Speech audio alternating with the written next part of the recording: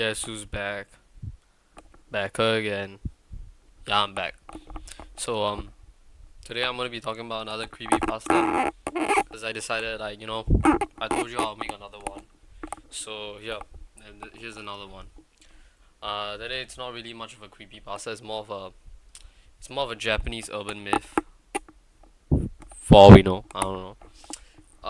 So it's called Hachi Shaku-sama, but I'm just gonna call it 8 feet, 8 foot or 8 feet woman. I'm not imperial. We use metrics here, but uh she's basically, as the name suggests, 8 feet, and she's a woman or an entity. I have no clue. It's like very tall. I'm like 7 foot, so she's just a little bit just taller. I'm 7 foot, so um the way things go is, first I'm gonna like tell you all about like what is she, right? I'm gonna tell you what she is, and after that I'm gonna tell you a story, all right? Spooky story. So yeah, here it is. So I'm just gonna read it off a website because I have nothing else better to do. Hachi Shakusama is an urban legend about a tall woman who abducts children. So she's kind of a pedo, if you think about it. We don't know what she's doing with these children. Maybe eating them, or maybe doing something else.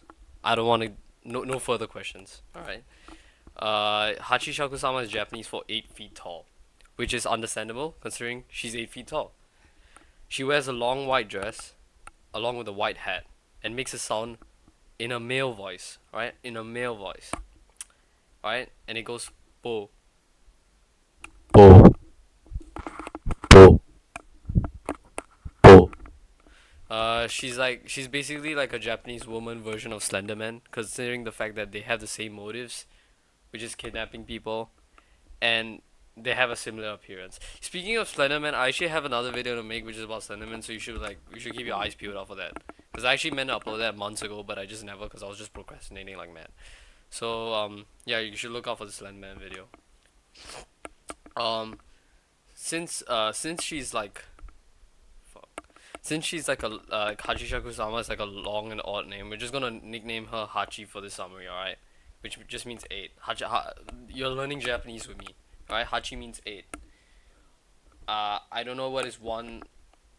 I just don't know Japanese at all. Alright.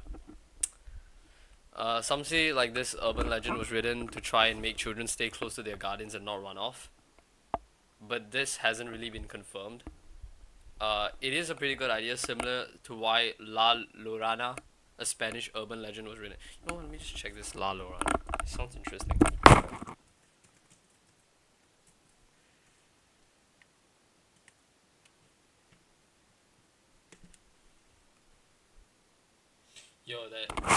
This La Llorona looks kind of scary. Uh, who knows? If this video, okay, I'm not gonna do likes. I'm just gonna say views. If this video gets like anything above 50 views, then I'll make the La Llorona video. All right, awesome. So it said that like the only way you escape her once you see is like you need to follow a few complex rules, which involves like non-stop praying and visiting a few priests. To avoid meeting her, then leaving Japan altogether. That's like the best option, leaving Japan. And if you return, Hachi will find you instantly. Oh my god, I'm scared. She will find you instantly as soon as you set foot back in Japan. Even if you're an adult, once Hachi likes a child, she will never give up taking their soul, even if a decade. Alright, that's kind of weird, bruh. And that's kind of scary. So there's a popular, well-known story. So I'm just gonna talk about that story instead now. So yeah, I'm gonna tell you all about the story now. So I'm just gonna be reciting the story off my memory. I don't have the best memory, and I don't really remember like the full story or anything. So, so like I'm just gonna try like from memory, alright? So the way the story goes is that there's this kid in Japan.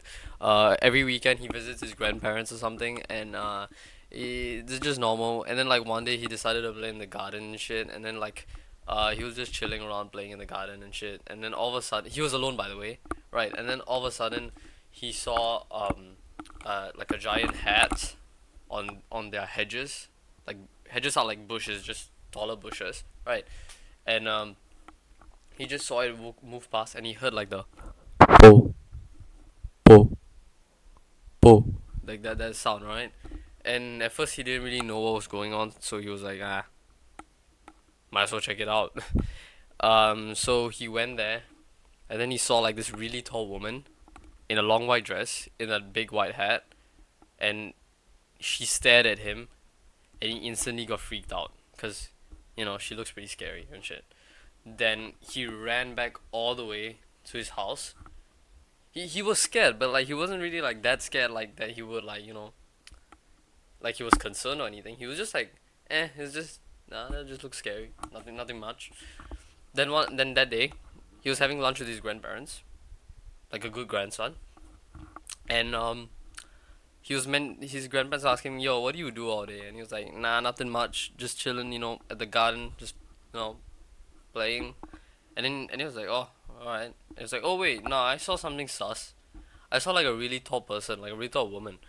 She had like a long white dress, a big white hat, and she kept saying po po po. And apparently, as soon as they heard that, his grandparents went pale. They freaked the fuck out, right? And then they were like, his grandma started crying, and his grandpa was like questioning him again. What did you see? What did you see? Again and again, and he kept saying the same thing, and he started freaking out. So the grandpa immediately went to his telephone, and he called the priest. While the grandma, went up to the grandson and was like, "Yo, everything's gonna be alright." And then they were like, and then she was like praying for him. Then that night, no, and then eventually after that, the grandma explained the grandson like, what is this Hachishakusama?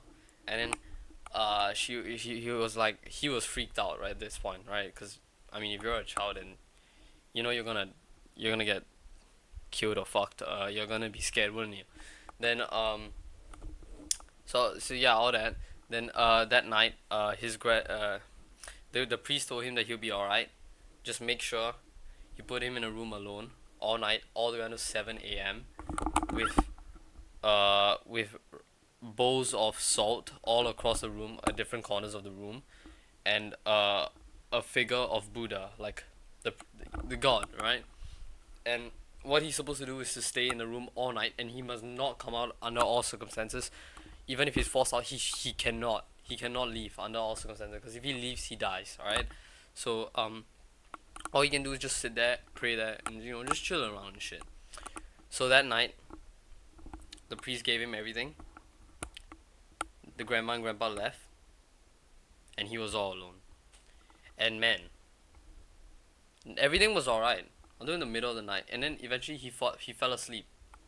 All right.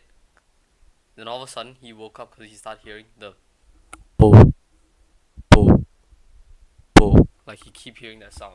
And then he woke up, and he was like, and then he started hearing knocking on the door. And then it was like the voice of his grandparents, and then they were like, "Yo, you can come out now." But then he looked at the time, and he was like, "Wait, it's not even 7. It's like 2 in the morning." And then he was like, "Something's not right." And then all of a sudden, all the salt, like the bowls of salt, they all just turned black. And he started freaking out, and he started praying to Buddha. He prayed so hard. He prayed so hard. Eventually, he fell asleep. In the morning, it was past 7 already. And he was like, "Oh, I just woke up." And then he was completely alright. So he went and checked, and his grandparents hugged him, and he was like, "Alright, now that you're done with this praying, you're gonna leave Japan now." So they packed everything. His parents came back. They picked him up. They took him, and then they went to the airport. On the way back, the priest was with them in the car, and then they were like, and and the priest was praying, and he was like, "Yo, make sure like this Hachi person doesn't pull up." And then all of a sudden he kept seeing flashes of her and stuff, and then he started freaking out and all that. And then eventually all went good, and then they finally left. So that was the story of him. And he was told that he should never return back, because if he does, she's gonna be back for him. So yeah, that's really the story and like the description of Hachi Shakusama. I think I did a good job with the storytelling. Are you spookied out a bit? Are you shivering your timbers?